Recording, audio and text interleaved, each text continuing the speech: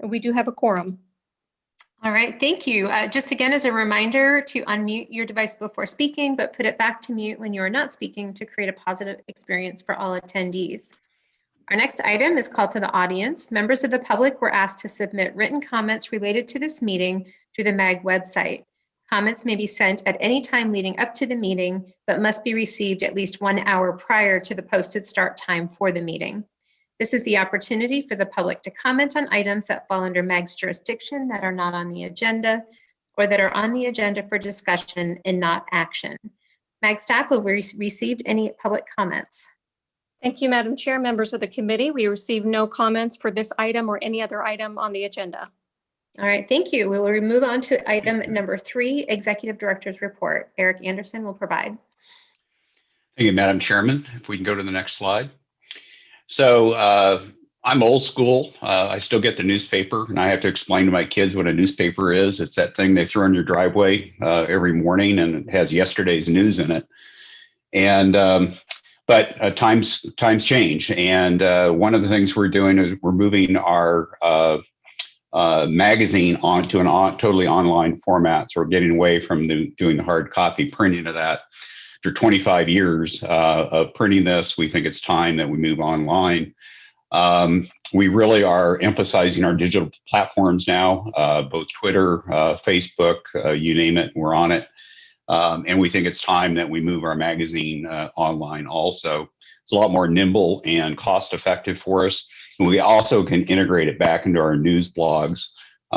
We've done some significant changes in how we communicate with the public over the last few years, and trying to have a more journalistic approach to many of our blog postings now. So this is just another evolution in our communication strategy at MAG. So if you have any questions, you can contact Kelly Taft there. There's your link there at the bottom of the screen.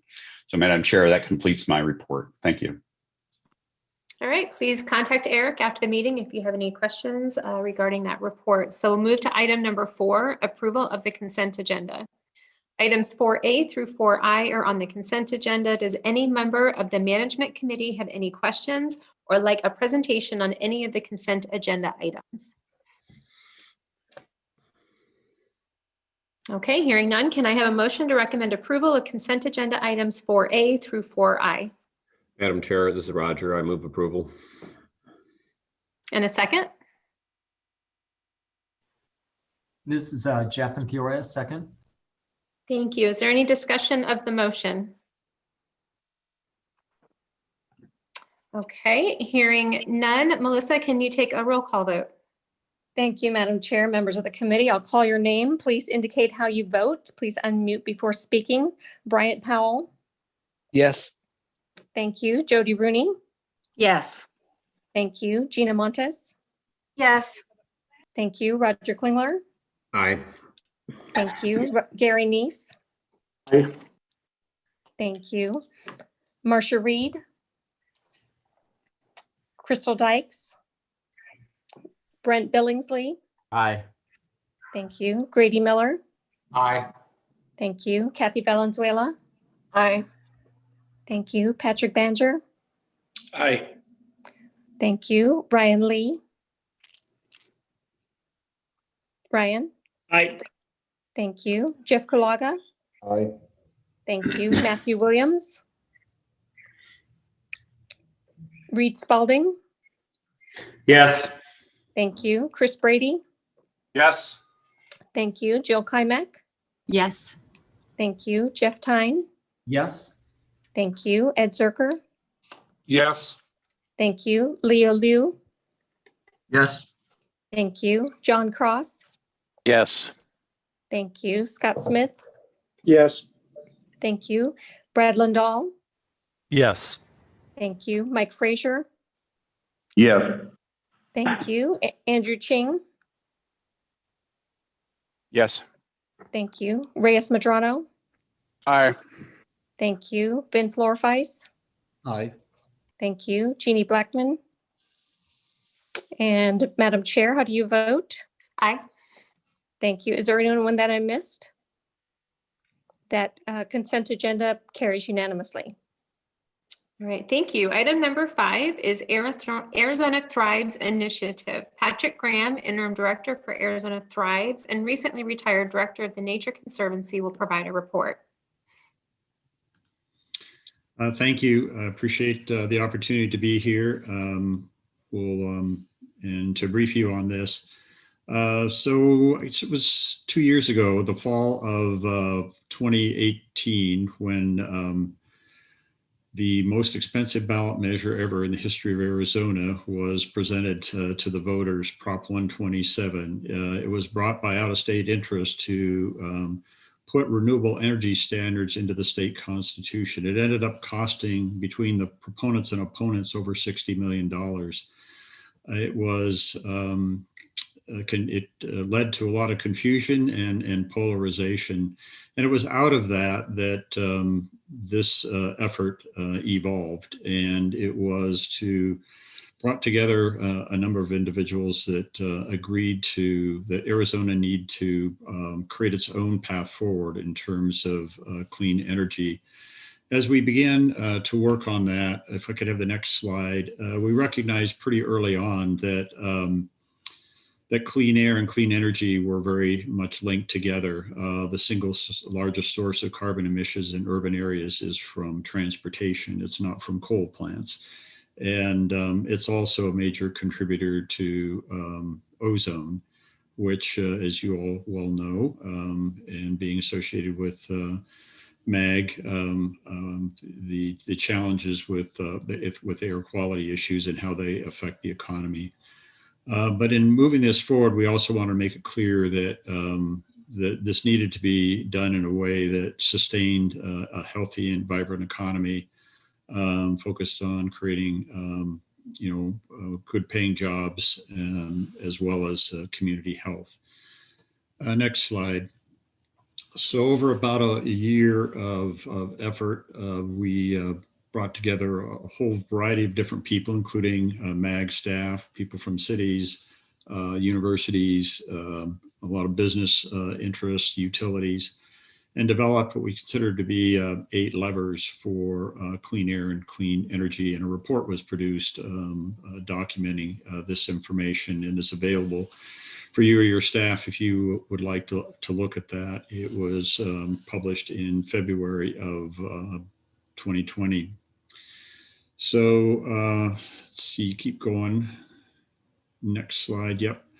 So one of the things that I'm sure you're well aware of is that Phoenix metro area is the hottest in the US in terms of average temperature, but also ranked 7th in terms of ozone pollution, with the 6 that are ranked ahead of us are all to our west in California, which I'm sure also contributes to our pollution here. You're probably also aware that a study documented that 2 parts of one community 2 miles apart differed on a summer morning at 11 o'clock in the morning by 13 degrees in temperature. And the only appreciable difference between those 2 areas was one that was vegetated and one that was not. And I show you the next slide to kind of help illustrate that while we are impacted in terms of our air quality and the heat that we experience in Arizona and in the urban areas, it's not experienced equally by all. The map on the, I guess it would be your left there, the dark red running down what would be the left of, or to your left of I-17, and then down south of 17 and the 10 as they cross the valley there are areas. The dark red indicates the hotter areas. The middle graph shows vegetation, and what you can see is those parts of the valley that are more vegetated are also cooler. And then you overlay childhood poverty rates, and you see that the poverty rates also overlay the areas that are the hottest. And if we put air quality over the top of that, you would see similar patterns. So I just show you this to just sort of help emphasize that while there are overall challenges that we need to face, there, as the pandemic has helped illustrate, that those challenges are most dramatically felt by those people that are least able to adapt. So next slide. We formed a statewide task force to take a look at how we could chart a path forward for clean air and clean energy. If we could have the next slide. That slide included broad representation, including your own Eric Anderson was represented on the group and was a very valuable contributor to this overall effort.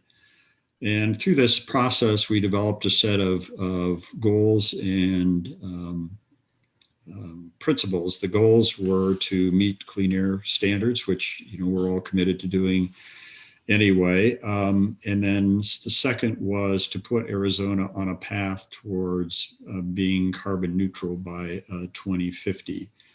And as I said, the two goals are interrelated. And we developed a set of principles recognizing that this needs to be economy-wide and that no one entity is responsible, and nor can anyone do it alone. So out of that arose the need for a more collaborative approach to this, which is what gave rise to Arizona Thrives. And it was the work of this task force that generated the goals and what you will see as I move through this. Next slide. So Arizona Thrives is a statewide alliance that is charting a path forward to help both create that path as well as align strategies and efforts as we transition from carbon-based fuels to clean energy, both in how we power the economy, how we move, and where we live and work. And what the task force identified was some key roles that the Alliance could play in helping Arizona move forward, including the engagement, the opportunity to highlight needs for innovation and technology. One thing I would say is this transition is already underway. It's not a matter of if it's going to happen in Arizona, it's a matter of how it's going to happen, and can we do it in a way that really benefits our economy. We are also in the process of working with the universities to provide the first statewide dashboard and progress indicators for emissions. Next slide. So what are some of the benefits for being part of the Alliance? We have it's the belief of people that are already associated with the Alliance and many others that we talk to that a commitment to clean energy is really going to be important if we sustain our economic growth in highway jobs from a couple of reasons. One is that there are a lot of companies that are, and I'm sure you see this in your communities, that are looking for that when they choose a place. It's one of the factors they're looking for when they choose a place to locate. So to a large degree, this is driving the conversion, as well as Arizona serving as an opportunity to leverage our sunshine and our innovation to help with this transition. You have an opportunity to collaborate with others as you do through MAG in other areas.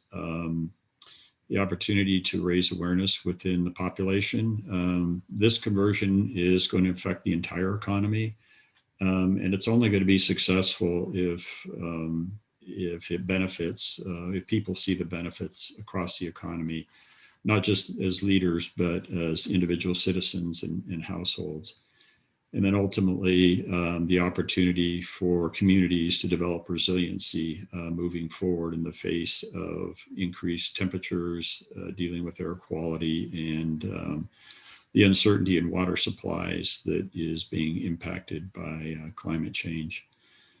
And then I think the last slide, this is a list of the early signers that we have on the two left columns are a variety of different organizations, cities and others. And then on the right, we have a growing list of companies that have signed on.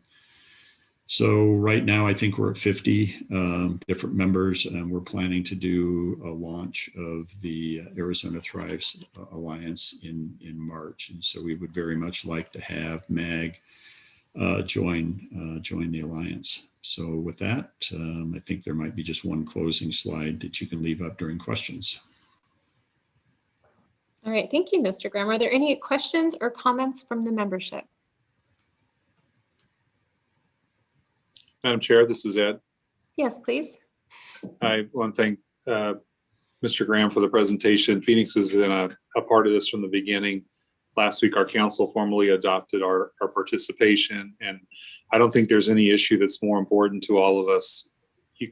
Transportation, economic development, equity, it all comes back to this issue. And so I would encourage us as an organization at MAG to be a full member. And I was glad to see that Eric participated as well. So thank you. Thanks, Pat. Thank you, Ed. Any other questions or comments from the membership?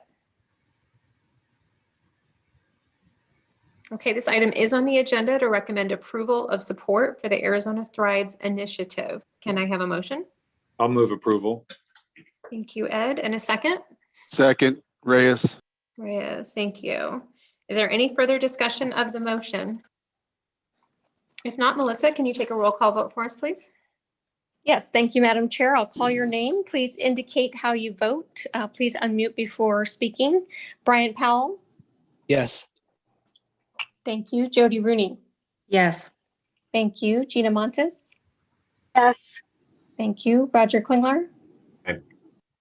Thank you. Gary Neese. Yes. Thank you. Crystal Dykes. Aye. Thank you. Brent Billingsley. Aye. Thank you. Grady Miller. Aye.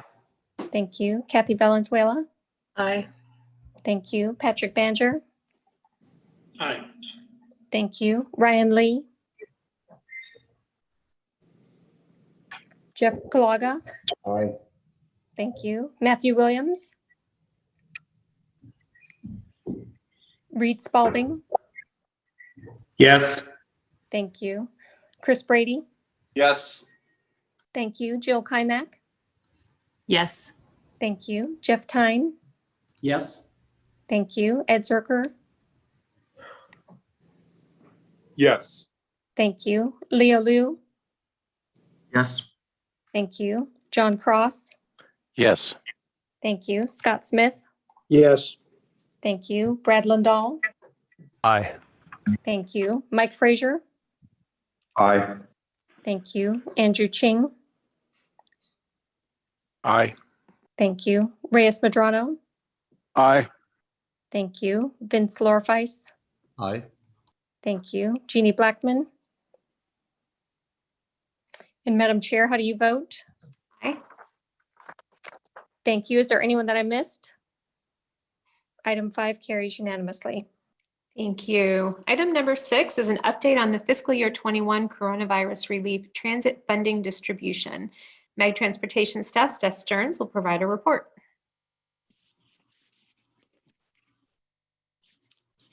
Good morning, Madam Chair, members of the committee. I'll just give the presentation a moment to catch up with where we're at the agenda.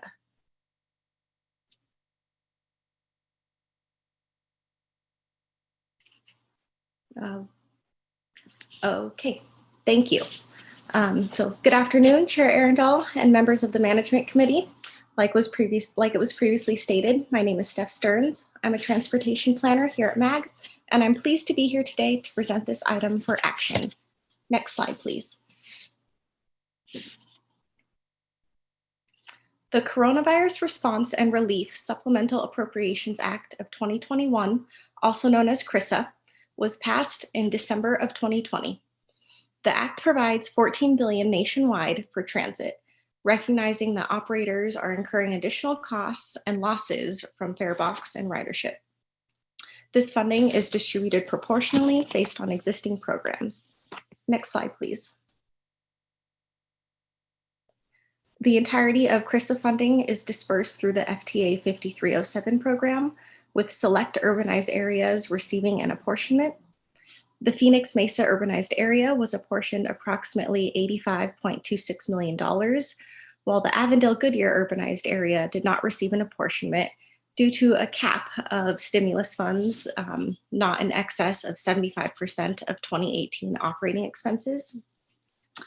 And please also note that CRISA represents the region's second allocation of FTA stimulus funds. The CARES Act was passed last year with similar intent to provide relief for operations. Next slide, please.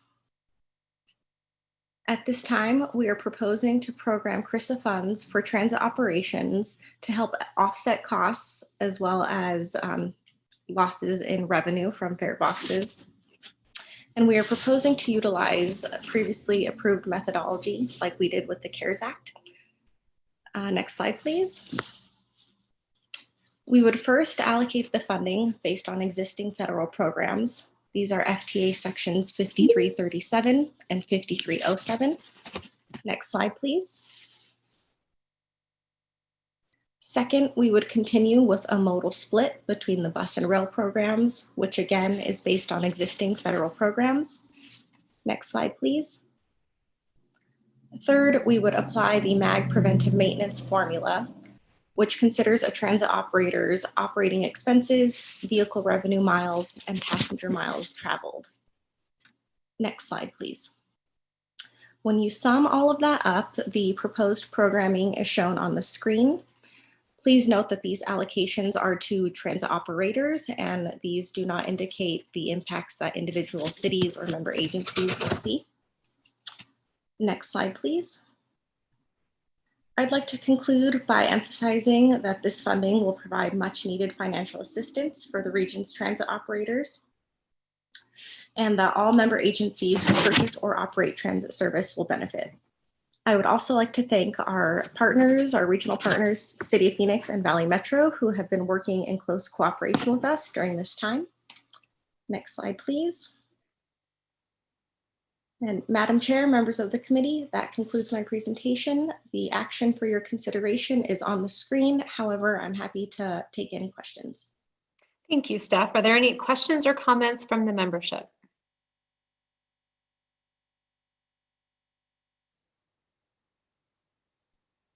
This item is on the agenda to recommend approval of the proposed Coronavirus Response and Relief Supplement Appropriations Act of 2021 funding distribution. Can I have a motion? Move to approve. This is Grady. Thank you, Grady. Second, this is Jim Thompson. Thank you, Jim. Is there any discussion of the motion? All right, Melissa, can you take a roll call for us, please? Thank you, Madam Chair, members of the Management Committee. I'll call your name. Please indicate how you vote. Bryant Powell. Yes. Thank you. Jody Rooney. Yes. Thank you. Gina Montes. Yes. Thank you. Roger Klingler. Aye. Gary Neese. Yes. Thank you. Crystal Dykes. Yes. Thank you. Brent Billingsley. Grady Miller. Aye. Thank you. Kathy Valenzuela. Yes. Thank you. Patrick Banger. Aye. Thank you. Brian Lee. Yes. Thank you. Jeff Kulaga. Aye. Thank you. Matthew Williams. Reed Spalding. Yes. Thank you. Chris Brady. Yes. Thank you. Jill Kymack. Yes. Thank you. Jeff Tyne. Yes. Thank you. Ed Zerker. Yes. Thank you. Leo Liu. Yes. Thank you. John Cross. Yes. Thank you. Scott Smith. Yes. Thank you. Jim Thompson. Yes. Thank you. Mike Frazier. Aye. Thank you. Andrew Ching. Aye. Thank you. Reyes Madrano. Aye. Thank you. Vince Lorfeis. Aye. And Madam Chair, how do you vote? Aye. Thank you. Is there anyone that I missed? Item 6 passes unanimously. Thank you. Item 7 is a discussion of the development of the fiscal year 2022-2023 MAG Unified Planning Work Program and Annual Budget. MAG Senior Accountant Amy Eppley will provide a report. Thank you, Madam Chair and committee members. As you know, MEG is currently in the process of developing the biennial unified planning work program and budget document for fiscal year 2022 and 2023. As the UPWAP makes its way through the committee process, information is presented incrementally for information and discussion, with the final draft presented in May for approval. In January, MEG provided a draft of the proposed member dues and assessments, as well as the budget timeline. This month, we are presenting a draft of the proposed new projects for information and discussion. And that's all I have for today, and I'll be happy to answer any questions or open it up for any comments.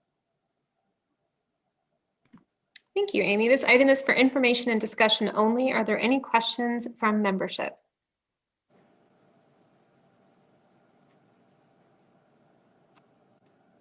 All right, thank you, Amy. Moving on to item number 8 is an update on the development of a new regional transportation plan. MEG transportation staff, Audra Custer-Thomas, will give this report.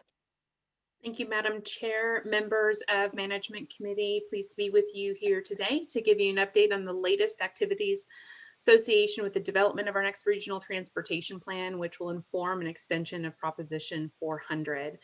We were busy over the holidays, advanced a considerable amount of technical work that landed in your inboxes a few weeks ago. We covered this material at our February 1st Management Committee work group. We will be presenting it in its entirety again today. There are a couple of timeline issues that we want to make sure that you're aware about, but also recognizing how important we are in the stages of the plan development. Some of this information is of keen interest. Next slide. With that, a focus for our Management Committee work group, as well as conversations that you've had with us, is a better understanding of ongoing commitments associated from Proposition 400. We have several operations commitments coming out of Proposition 400, namely in regional bus support, but several other areas, and you'd expressed a keen interest in better understanding exactly how much funding would already be consumed coming out of Proposition 400 and into really January 1st, 2026 and beyond. And so to present that information, as well as updated project level costs, as well as programmatic estimates, I'm going to introduce John Bolin, Transportation Economic and Finance Program Manager, to present this portion of the presentation. Thank you very much, Audra. Good afternoon, Madam Chair, members of the MAG Management Committee. Happy to be here today. Next slide, please. So before I cover the ongoing commitments that we have to the end of Proposition 400 and go through some of the new cost information associated with the extension, first wanted to reorient everybody to our revenue projections that we had first presented last fall. So up here you see the total for both the 20-year and the 25-year horizon. For purposes of simplicity, I will just be dealing with the 20-year horizon. Want to call specific attention to the bottom line number, which is we are currently estimating total revenues of $28.2 billion. These revenues only reflect what the region reasonably expects based on both the sales tax estimates as well as some of the formula funding that flows to the region. It is not inclusive of some of the FTA discretionary funding, which I'll touch on a little bit when we get to the high capacity transit section of the presentation. Next slide, please. So as Audra had mentioned, we have been very busy over the last couple of months. So the first table that you see on the screen, this is a specific request that came out of Management Committee. What's our base level of commitment? So heading into the extension, we're in a little bit different position than we were back in 2003 when we were developing Proposition 400. And that's because we do have ongoing operational commitments associated with some of our existing programs.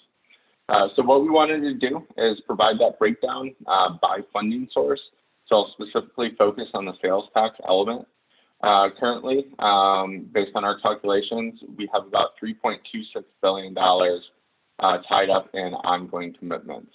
I'll provide the breakdown by mode as I move through the presentation, but just from a high level, approximately 75% of that is associated with transit commitments. About 15% of that is associated with freeway commitments.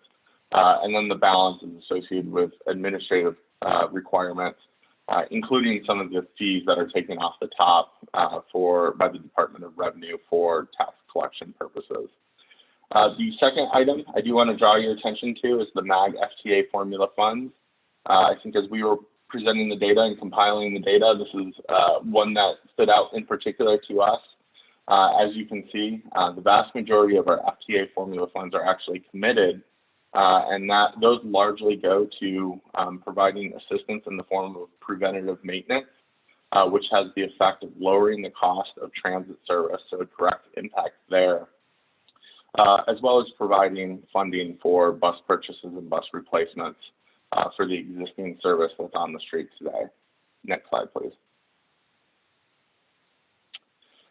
So in addition to documenting what our ongoing commitments are, we have been busy coming up with cost calculations to give you that full picture that you all wanted.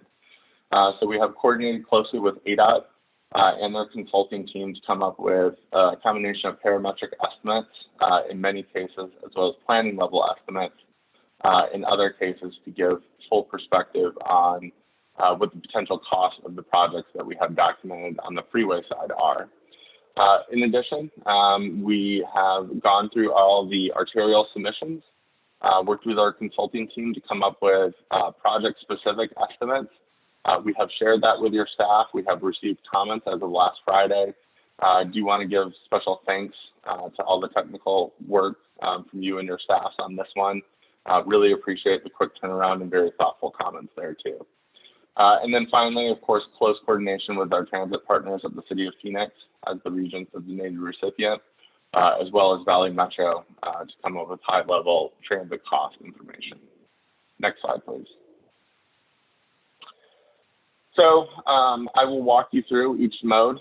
Before I get started, I wanted to orient everybody to the information on the screen. And so what you can see at the top portion of the slide is the current funding allocations. This is intended to give context, intended to give perspective about how much of the regional funding currently flows to each of the different modes. So in the case of the freeway, about 56.2% of our current half-cent sales tax collections go into the freeway program. And that's actually combined with the region's allocation of state HERF funding, as well as federal formula funding. On the lower half of the slide, you see some pertinent details related to the extension. So the first box, the RTP needs catalog, this represents the sum total of all the discrete freeway projects that we have documented in the needs catalog. So our total here is $36.5 billion. If you wanted to see a specific project level breakdown, we did include that with your mail out information today. The blue box represents our ongoing commitments.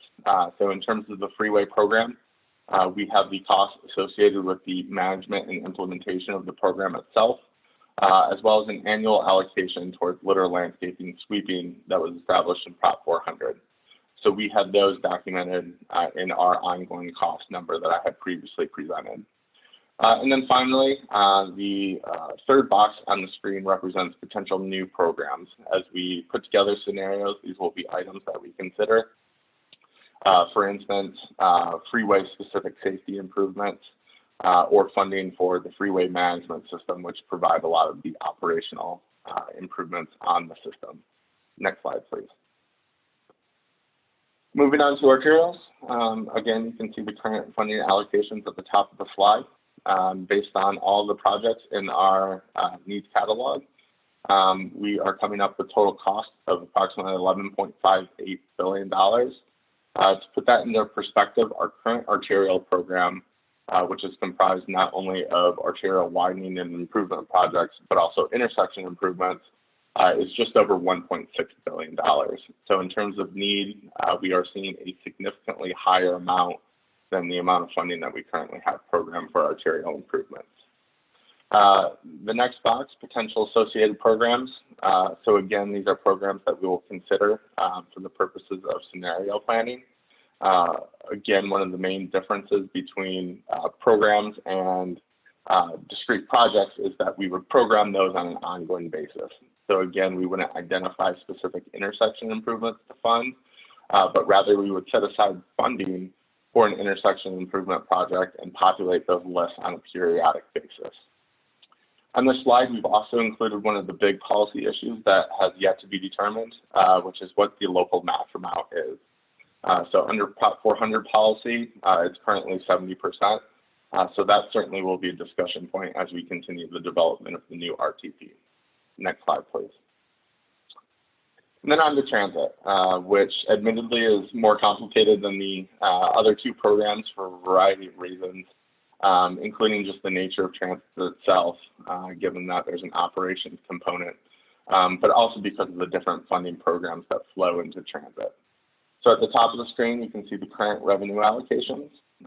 In terms of the existing program commitments, we've detailed them all out. And so what you can see is bus operations makes up a good portion of that, but there's additional commitments too. So as I had mentioned earlier in the presentation, Region currently allocates about 25% of our 5307 formula funding to preventative maintenance.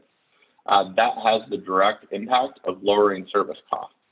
So if we were to get rid of that allocation, the cost of service would go up, and there would certainly be an implication elsewhere in our regional funding portfolio.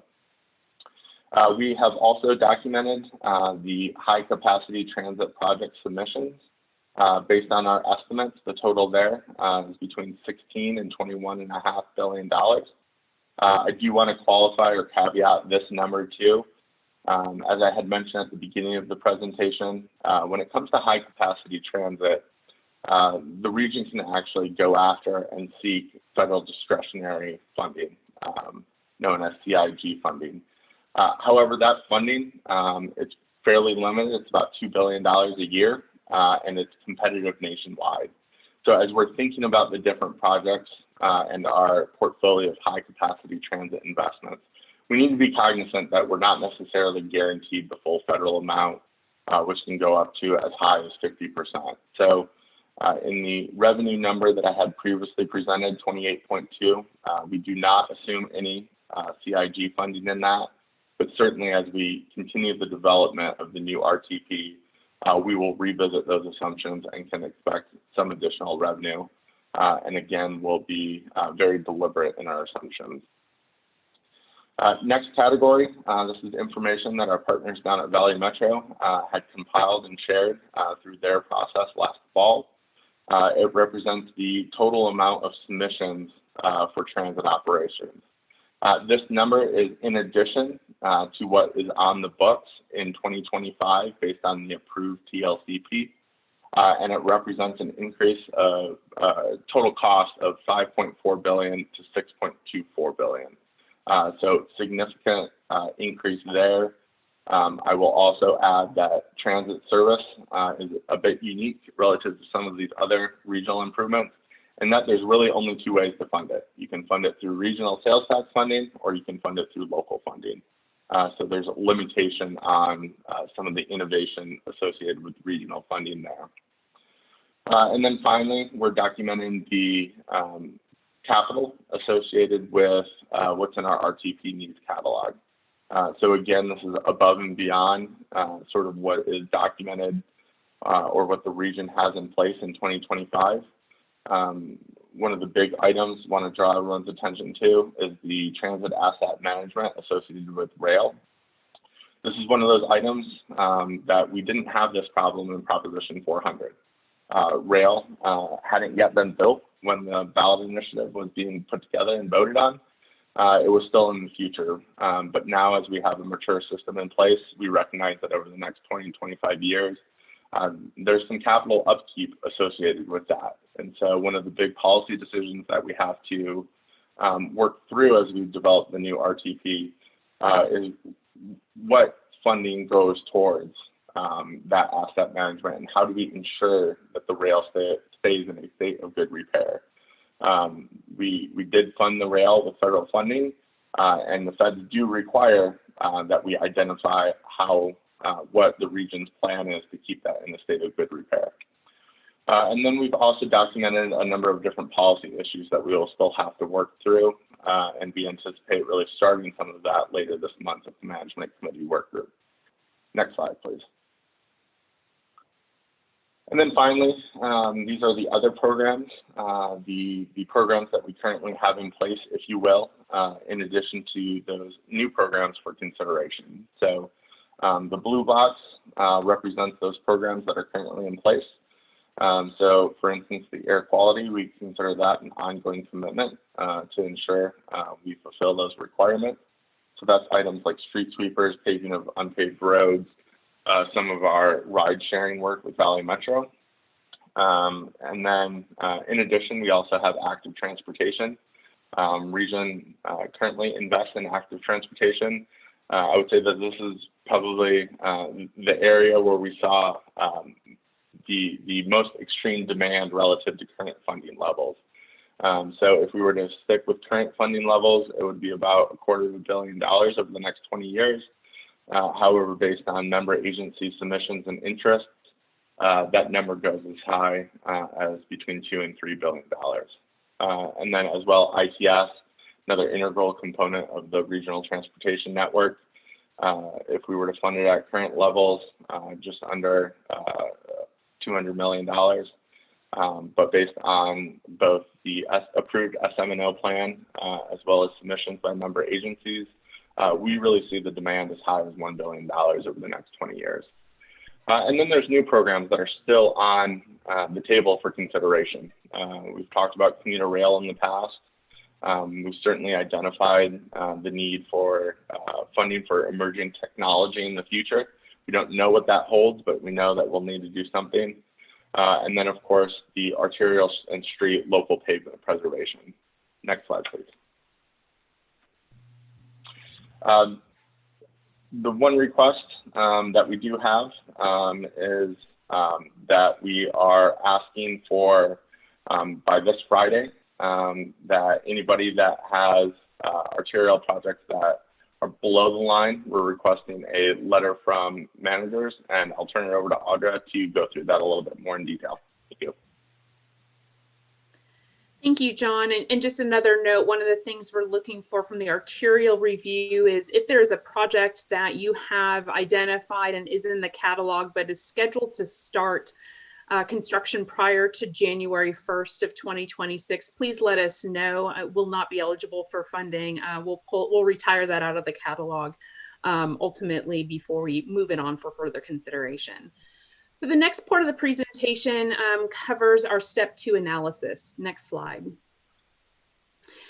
We have a performance-based program that's illustrated in the next slide.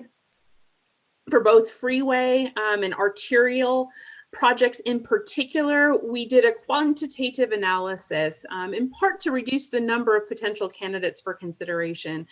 I'll orient you to the overall process demonstrated here, where we go from a very large needs catalog and ultimately here by summer to a fiscally constrained investment strategy of specific high capacity projects and programs. Next slide. So for the Freeway and Arterial projects, because we had several hundred of them, we instituted this quantitative evaluative process focused specifically to identify projects with the highest need. The intent there is recognizing some of the sobering news John just demonstrated about our considerable amount of need in the region, but quite frankly, some limited funding resources. And so we started this process last summer, initiating at our Management Committee work group with proposed criteria to evaluate quantitatively these projects using the data sources we house inside of MAG. We got feedback and then brought that through the committee process, those criteria oriented to the goals established as part of the regional transportation plan. And then came back in the fall after feedback from policymakers reflecting different weights associated to those criteria, recognizing Freeway and Arterial projects have different purposes and serve different needs. And we presented weighted criteria for consideration in the fall, ultimately culminating in consensus direction from Regional Council at the end of the year, with those applied weights. We left December and immediately applied those weights and hit the enter button on our computers so we could begin the processing of this quantitative evaluative process. Next slide. We distributed at the end of January the results of that analysis. You'll see here a distribution of scores for Freeways projects as well as arterial projects. You'll also see the proposed cut line within that histogram. For those of you who've had the chance maybe to dig in a little bit more, you may reflect it represents about a third of the projects that we are recommending be below the cut line and we leave behind in the needs catalog for now. But just a couple of points of emphasis. This was a strictly data-driven analysis, utilizing the criteria and data that we have available and were presented. We did not consider fiscal constraint or viability as part of this effort, so that cut line does not represent a fiscally constrained program. In other words, just because a project appears above that cut line for now, it does not mean that there is a requisite or a allotment of funding made available for it. Quite frankly, the numbers John just presented to you, we're going to have to continue to call projects from this point forward. And so this point in the process, we're trying to identify the set of projects we want to use for potential candidates in scenario planning, because at that point in time, we will be developing fiscally constrained portfolios of projects and programs. Next slide. We recognize, however, that our decisions are not purely quantitative and have this step 3, this qualitative step in our process, where after we completed the technical analysis, we'd stop, we'd pause, and we'd step back to see if there are any projects that from a technical only perspective are below the line, but perhaps merit consideration for being pulled forward into scenario planning. Next slide. You'll recognize this slide from last fall, where we talked a little bit or previewed, if you will, this step of the process, where this would be an opportunity for us to take a look to see if there's any projects that are below the line that merit consideration for discretionary advancement into scenario planning. You'll see we included a handful of those considerations or special circumstances, the qualitative reasons for which may merit that consideration. A full list of these considerations were included 2 weeks ago in the scoring distribution, as well as part of your agenda packet for today. Next slide.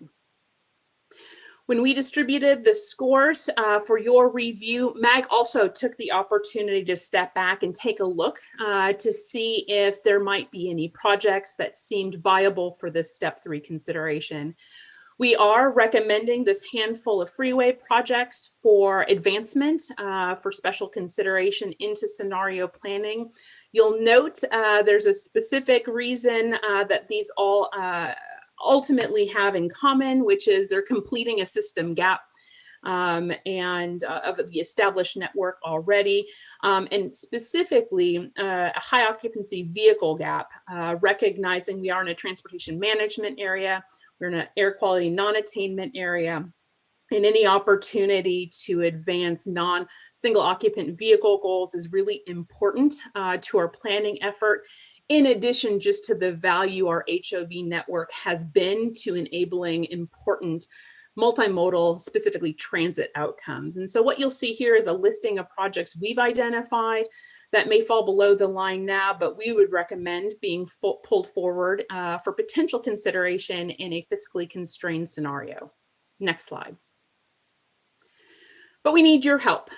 We distributed the scores at the end of January, and along with that, requested that in your review, if you identify a project that's below the line that you think merits special discretionary consideration, please send us a letter along with that justification. Again, I'll reference the memo that's included in your agenda packet for a full list of those qualitative reasons. Let us know so that we can, as part of the rest of this month's process, just convey those projects to our policymakers, TPC and regional council by the end of the month, and then move forward with our scenario planning effort. Just a couple of notes. Again, a recognition that we still are not fiscally constrained. That Cutline does not represent fiscal constraint, and we will continue to be pulling only a few of these projects forward, ultimately into a fiscally constrained scenario. And second of all, if you do have a project that you would like to submit for consideration, this wasn't intended to be a heavy lift. We have requested those letters by the end of the week. Simply shoot off an email to us with that letter attached. That will be sufficient for our purposes. We need your help in this review and certainly don't want this to be onerous.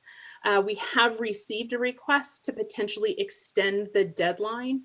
And one of the things we want to present to Management Committee for potential consideration is if we do extend that deadline, say to next Friday, another week or so, we want to just acknowledge that there may be a delay or really implications to a delay in this part of the process.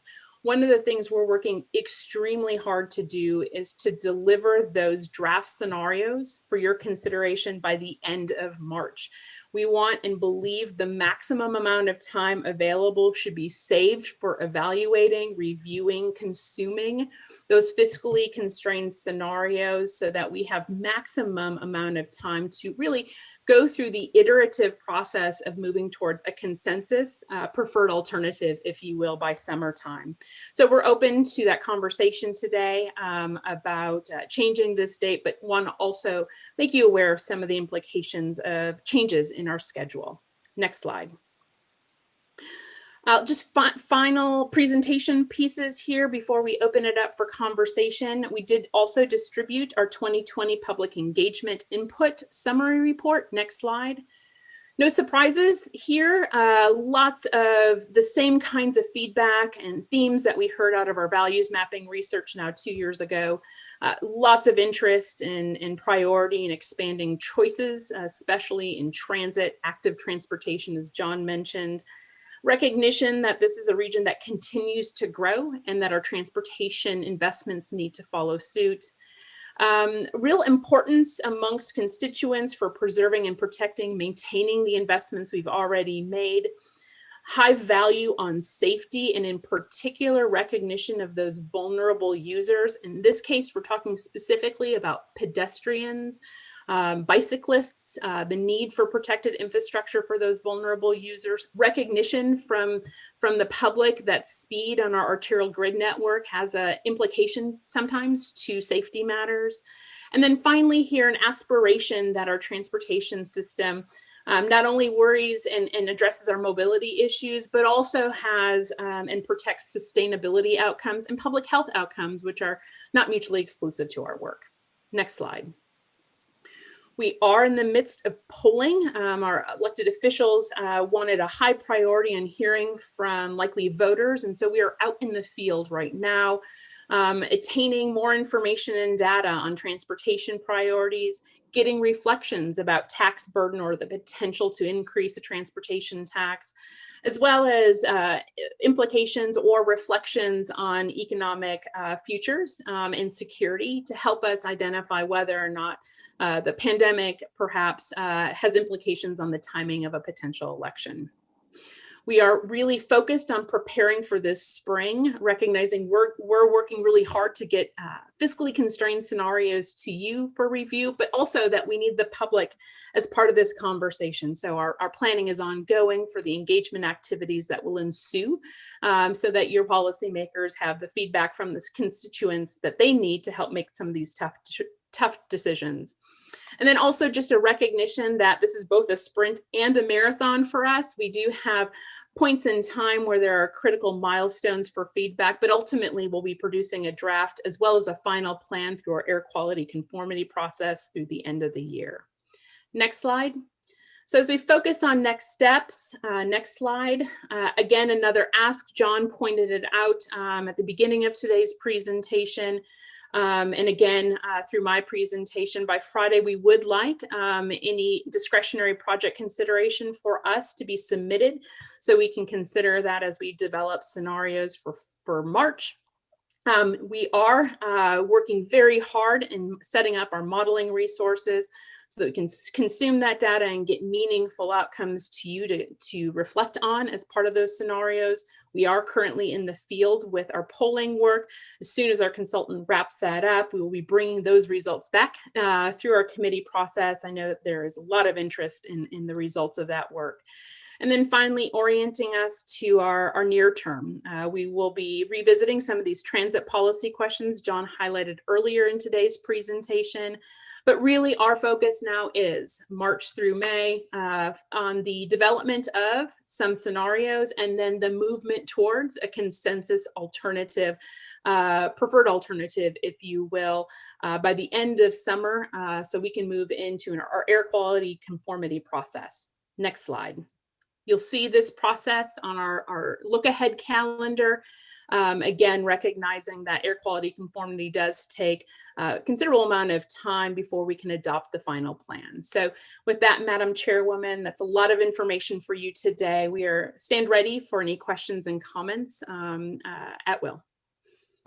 Yes, a lot of information to kind of roll out. So I don't know if it would be helpful maybe to jump back to the first part of the presentation, which was the baseline analysis, and see if there were any member questions or comments on the baseline numbers that have been provided.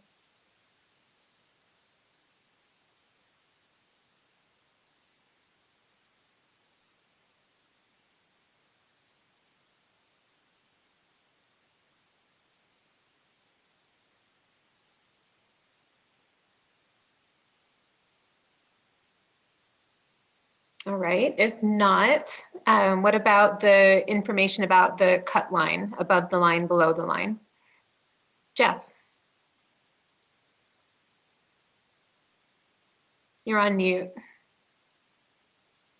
It's funny, I thought I pushed that button, sorry. Thank you. Just a real quick question on that would be with regard to the step 3 consideration, the discretionary projects, do you mind just elaborating a bit about how the determinations will be made and on which projects will move above the line? I noticed in the slide that it talks about TPC and regional council. Is there an initial conversation? Is TPC going to be briefed on anything that's brought forward? Just maybe elaborating on that.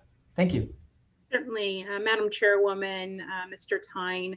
So our intent is to simply provide these letters as an information point to TPC and Regional Council this month, recognizing that there are and should be special considerations for some of those projects that just don't quite capture from a strictly data perspective, the need for further consideration in our scenario plan process.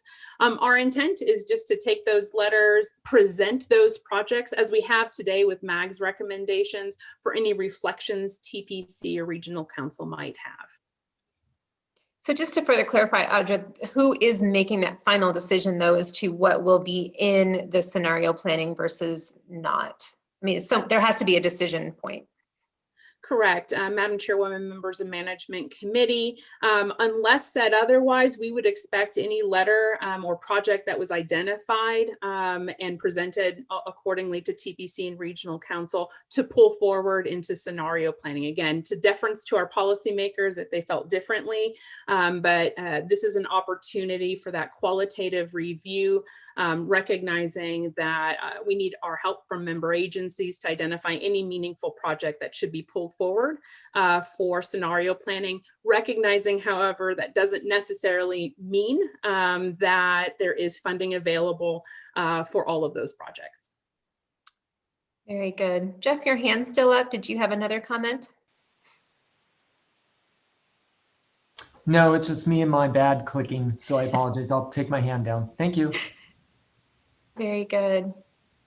Other member questions, comments on above the line, below the line conversation? Roger. Yes, thank you, Madam Chairman, Chair.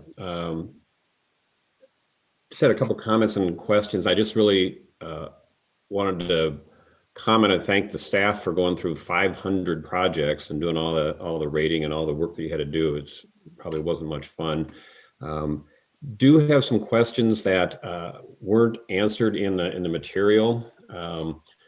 And I'm wondering if we can, at the next work group meeting, have a little more discussion about some of the details in the scoring. I know that you gave an example and showed the normalized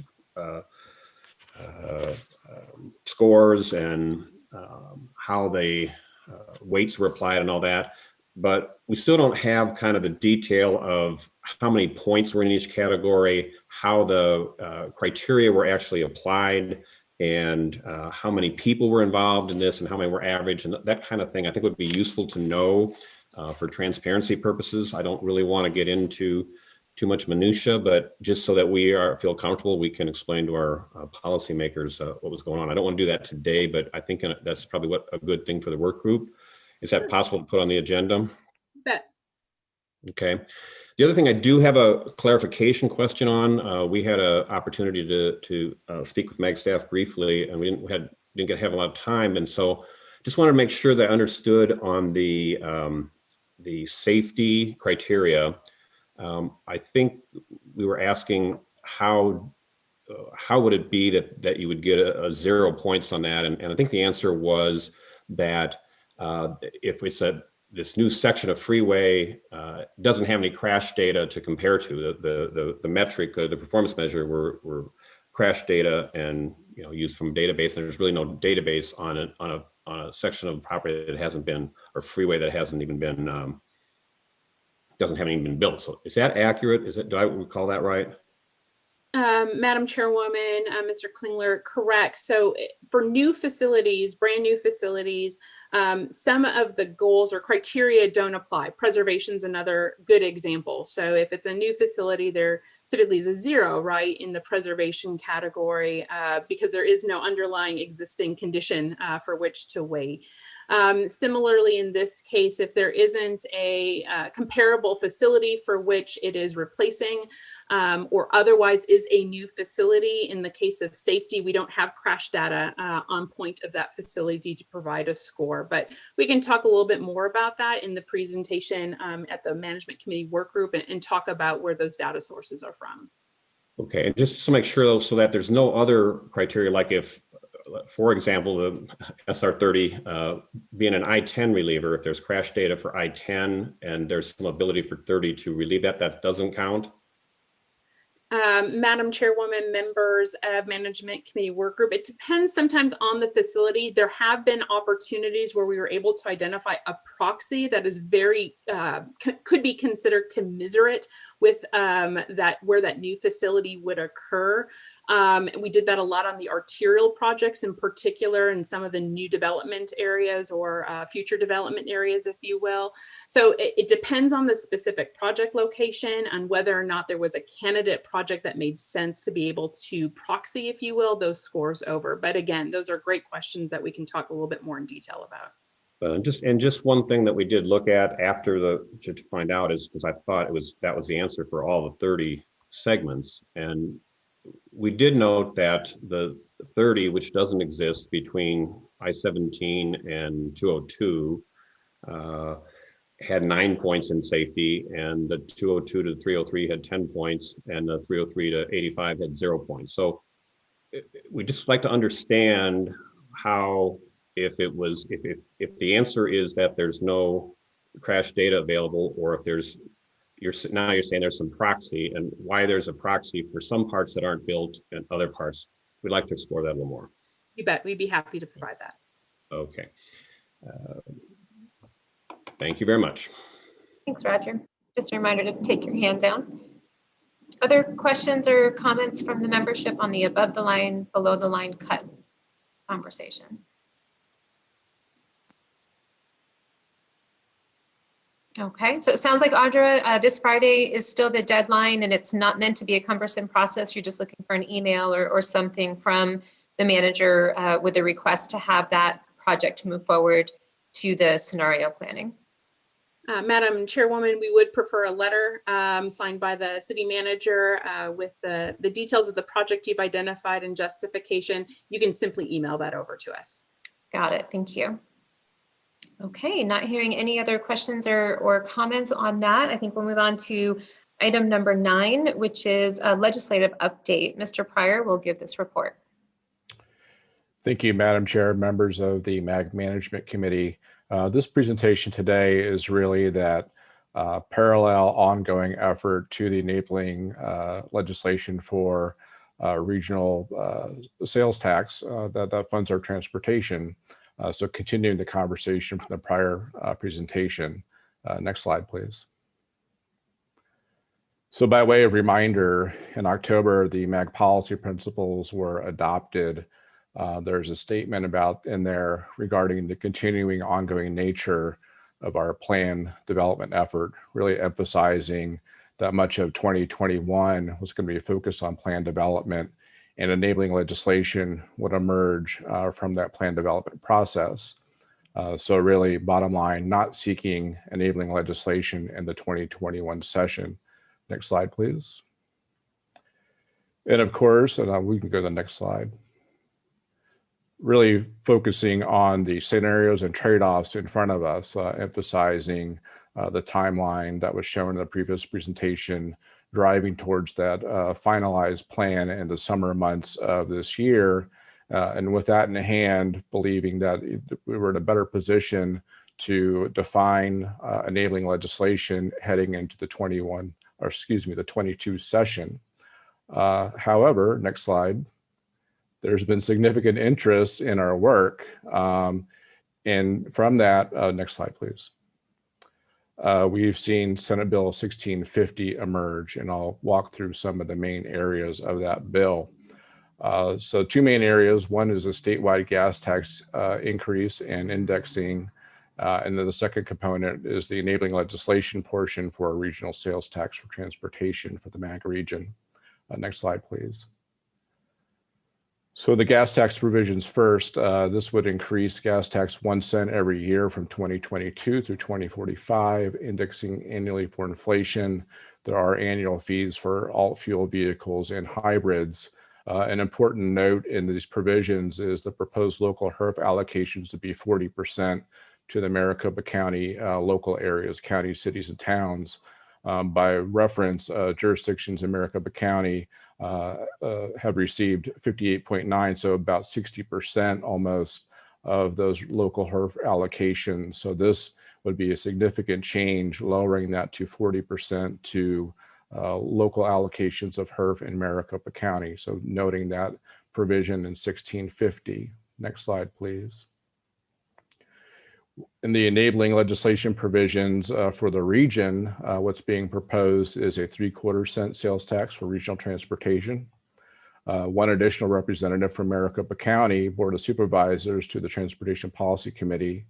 And it prescribes a number of interstate projects, including some projects in I-17 in the northern part of the MAG region, some I-10 projects in the western part of the MAG region, and I-10 projects in the southern part of the MAG region. Next slide, please. Other provisions, it really maintains the modal splits that we've seen in Prop 400. You can see those numbers there.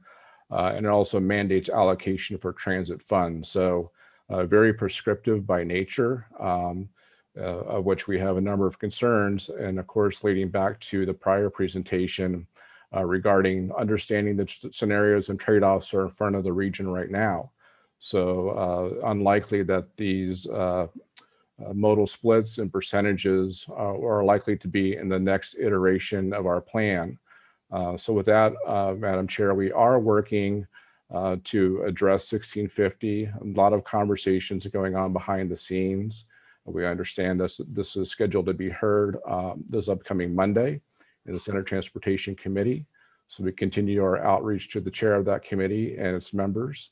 We're utilizing business organizations, keeping them informed of these issues as well. So as I said at the beginning of this, our goal wasn't to pursue legislation this session. However, with 1650 in front of us, we think it's important to offer a potential alternative. And it's something that we've been reporting back on for some time. And this goes back to the issue of parity. The other 14 counties in the state all have the authority to call a ballot up to 1 cent for transportation. In kind of a comparative opportunity that we're seeking to offer is just that, a quote unquote clean bill, if you will, up to 1 cent for transportation in Maricopa County, achieving parity with the other counties in Arizona. So that's an ongoing effort as well. We'll continue to brief and update your government relations staff, especially as we head into the Monday hearing. So between now and then, as we learn more, we'll be sharing that with your staff. Madam Chair, that completes my presentation. I'm available for any questions.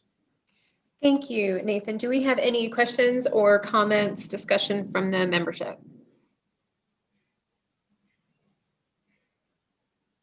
Well, I'll jump in with one, Nathan. So when you talk about a clean bill, I know that Livingston had mentioned the opportunity for amendments to his bill. Is that what you're looking at, or are you looking at running a separate bill? Madam Chair, that's a great question. We're weighing our options right now. There are so many considerations, obviously, in the prescriptions that have been identified, and also the fact that there's a statewide gas tax in addition to the regional provisions, if you will. So I think we'd have to consider a little bit more in terms of is it amending, offering amendments to this bill, or is it going in a different direction with a clean standalone bill? Those considerations have to be weighed. I think from our perspective in this moment, it's a lot to overcome in terms of amending 1650 in this moment. Thank you. I see Ed. Go ahead.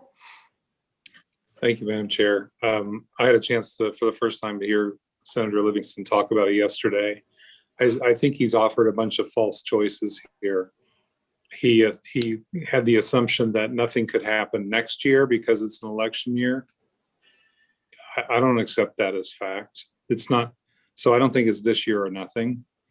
He offered that if in order to get the gas tax, we would have to have them do this on the regional tax. I don't accept that as true. Those are two separate issues.